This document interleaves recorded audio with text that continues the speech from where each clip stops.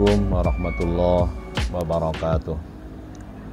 Alhamdulillahilladzi nazzala al-furqana ala 'abdihi liyakuna lil 'alamina nadhira.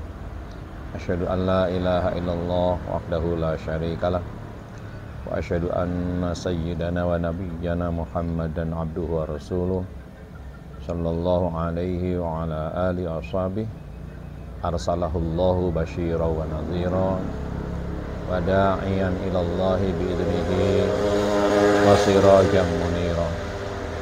Allahumma salli wa sallim wa barik ala habibina wa syafi'ina qurrati a'yunina wa maulana Muhammad ibni Abdullah wa ala alihi wa ashabihi wa asba'ihi wa man tabi'a hudahu ila yaumil qiyamah.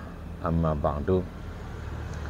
Yang saya hormati Bapak Bupati Malang, Abah Haji Muhammad Sanusi beserta Ibu, Bapak Wakil Bupati Malang beserta Ibu, Bapak Sekda beserta Ibu, para pejabat yang menyertainya, para kabak, kasubag, kepala dinas dan lain sebagainya, para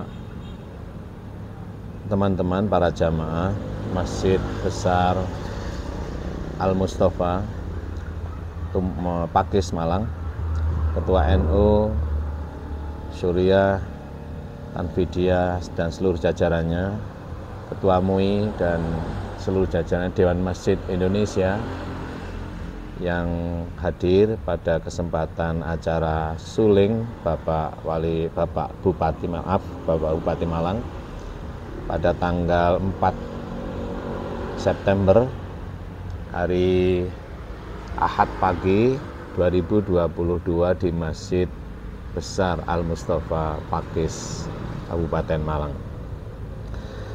Perkenankan saya mengulangi apa yang saya sampaikan pada saat kami diberi kesempatan untuk memberikan kulaimat atau semacam tausiah pada kesempatan acara suling atau subuh keliling acara Pak Bupati Malang untuk melaksanakan sholat subuh berkeliling di masjid-masjid di Kabupaten Malang. Kenapa saya ulangi? Karena rekaman yang dilaksanakan pada saat itu suaranya kurang jelas dan beberapa teman minta agar supaya link video rekaman yang saya buat konten YouTube itu dikirimkan. Kemudian setelah saya kirimkan suaranya kurang jelas karena rekamannya kurang bagus, maka izinkan pada kesempatan ini saya ingin mengulangi atau mereview apa yang saya sampaikan pada kesempatan itu. Yang pertama, saya sampaikan bahwa Pak Bupati menyampaikan, Pak Bupati itu punya semacam senjata andalan begitu ya. Senjata andalan Pak Bupati itu disebutnya sholawat dan istighfar. Beliau mengutip ayat atau firman Allah Subhanahu wa taala dalam surat Al-Anfal ayat 33, wa ma kanallahu liyu'adzibahum wa anta fihim. Ini surat Al-Anfal surat ke-8 ayatnya 33. Wa ma kanallahu liyu'adzibahum wa anta fihim. Wa ma kanallahu mu'adzibahum wa hum yastaghfirun. Ayat ini kalau kita translate begini, Allah tidak akan memberikan azabnya kepada siapapun kalau di situ ada Muhammad. Allah tidak menyiksa, memberikan azabnya, alias azab dari langit tidak akan turun ke bumi kalau di situ wa anta fihim, wa anta halih utai Muhammad, halih sira Muhammad fihim, di dalam komunitas itu. Disinilah Pak Bupati menegaskan bahwa jika kita bersolawat atau membaca solawat, maka siksa Allah, azab Allah yang namanya corona, yang namanya apa saja, insya Allah tidak mengenai kita. Itu yang pertama. Wa anta fihim ini dimana bagaimana kita menghadirkan Nabi, bagaimana kita menghadirkan Rasulullah dalam kehidupan kita, yaitu bersolawat. Bersolawat ada dua macam, membaca solawat dan juga hati kita terpaut mahabbah kepada Kanjeng Nabi. Yang kedua adalah istighfar. Ayat selanjutnya, wa ma kanallahu mu'adzibahum wa hum yastaghfirun. Dan sekali-kali Allah tidak akan memberikan azabnya, alias azab dari langit tidak akan turun kepada satu kaum jika kaum itu beristighfar. Dua senjata andalan ini disampaikan oleh Pak Bupati agar diamalkan oleh siapapun, terutama umat Islam, agar melanggengkan sholawat dan istighfar. Bahkan Pak Bupati menyebutkan beberapa kasus kesulitan yang beliau alami, gitu. Kemudian cukup dengan sholawat dan istighfar. Bahkan beliau menunjukkan telah banyak mendapatkan ijazah dari berbagai para habaib dan juga masyayikh, para kiai akan ahami atau muhimmah as-sholawat, pentingnya sholawat dan istighfar. Jadi Pak Bupati ini menjadi sukses itu antara lain karena yaitu alias problematika yang beliau hadapi selalu mendapatkan satu solusi yang tepat, solusi yang benar, solusi yang sangat solutif karena beliau selalu melanggengkan sholawat dan istighfar.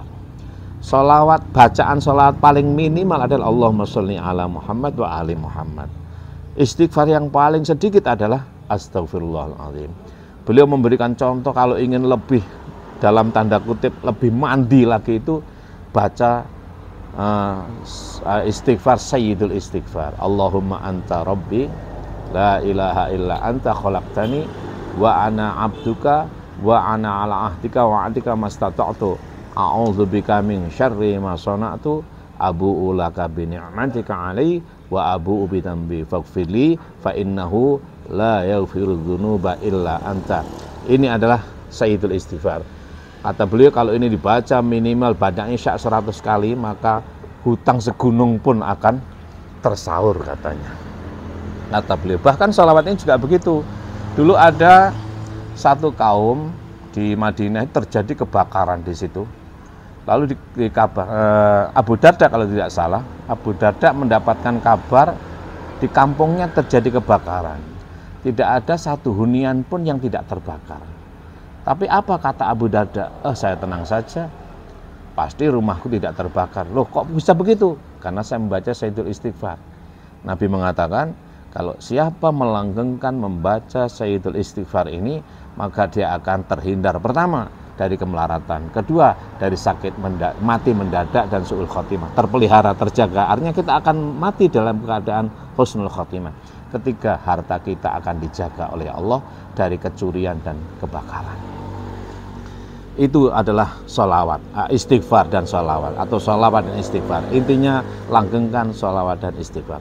Itu yang oleh Pak Bupati Malang agar supaya kita umat Islam ini melanggengkan dua senjata itu.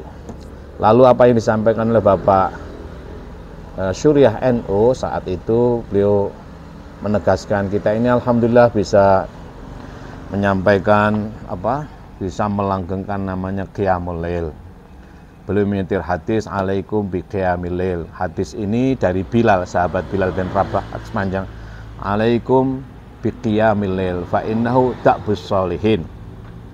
Hendaknya kamu melihara melanggengkan qiyamul lail atau yang disebut dengan tahajud. Fa innahu da'bus sholihin. Karena apa? Karena qiyamul lail merupakan kebiasaan orang-orang soleh sebelum kamu. Fa innahu da'bus sholihina qablakum. Ini kebiasaan dan sebenarnya bukan kebiasaan memelihara kecerdasan. Orang-orang soleh terdahulu itu kenapa menjadi cerdas? Bahkan Al-Imam Asy-Syafi'i, ya Muhammad bin Idris Al-Imam Asy-Syafi'i ini beliau itu cerdasnya luar biasa. Oleh karena antara lain beliau selalu bangun sebelum datang subuh. Ini pesan ibunda Al-Imam Asy-Syafi'i kepada beliau ketika umur 7 tahun. Al-Imam Asy-Syafi'i umur 7 tahun sudah hafal Quran bolak-balik ya.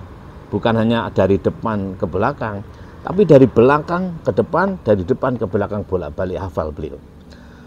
Lalu pada usia 7 tahun saatnya beliau harus mengaji, Lalu Ibunda Asy-Syafi'i ini tinggal di Palestina. Kenapa tinggal di Palestina? Sebenarnya beliau adalah penduduk Hijaz. Karena di Hijaz terjadi peperangan saat itu, lalu ayahanda beliau meninggal, ya terjadi kebangkrutan ekonomi lah. Hanya ingin menyelamatkan diri, pergilah hijrah ke Palestina. Nah, Syafi'i kecil, Syafi'i bayi umur 2 tahun dibawa ke Palestina. Lalu pada usia 7 tahun dia sudah menguasai Al-Quran dengan baik, ilmu dengan baik, lalu saatnya dia masuk madrasah. Dimasukkanlah Syafi'i kecil ini, usia 7 tahun ini, ke madrasah Imam Malik di Madinah. Tapi untuk masuk di madrasah Imam Malik ini tidak mudah, karena muridnya ini murid terpilih, para orang-orang hebat. Beliau pengarang Al-Muwatta' hadis yang luar biasa, Imam Mujtahid. Sehingga Ibunda Asy-Syafi'i ini untuk bisa masukkan anaknya ke madrasah Imam Malik ini mesti harus membuat semacam surat, ya, kata belece yang ditujukan kepada gubernur Madinah saat itu. Nah, dengan surat Ibunda Asy-Syafi'i ini, Ibunda Muhammad bin Idris ini kepada gubernur, lalu gubernur menyampaikan kepada Imam Malik, diterimalah Al-Imam Asy-Syafi'i untuk ikut ngaji di majelisnya Imam Malik. Tapi karena Asy-Syafi'i ini bukan orang kaya, tidak punya buku, tidak punya pulpen, ya dia hanya ngaji aja. Semua para murid-murid besar, ulama-ulama besar datang dari berbagai daerah yang ngaji di Al-Imam Asy-Syafi'i, dan yang terkecil, termuda, bahkan paling anak-anak adalah Imam Syafi'i, dan tidak mencatat. Nah, agar supaya terlihat pantas begitu, masa teman-temannya pada mencatat, dia nggak mencatat. Lalu dia mencatat pakai ludah di atas telapak tangannya bingung. Padahal tidak mencatat, hanya pantas-pantas. Lalu Imam Malik gurunya menegurnya dengan teguran yang sangat bijak. Tolong jelaskan apa yang telah aku sampaikan kepada kamu. Muhammad bin Idris Imam Syafi'i kecil ini menjelaskannya sedemikian luas, bahkan memberikan syarah, menghafal semua apa yang disampaikan oleh gurunya Al-Imam Asy-Syafi'i, bahkan yang belum disampaikan pun dia hafal. Inilah yang disebut dengan bahwa Al-Imam Syafi'i memiliki 2 kemampuan, yaitu kemampuan dirosah dan kemampuan wirosah, kemampuan lateralistik dan kemampuan intuitif. Apa yang belum ia pelajari bisa diungkapkan oleh Asy-Syafi'i. Ini luar biasa, namanya wirosah. Maka menjadi al-ulama warasatul anbiya. Ya, wirosah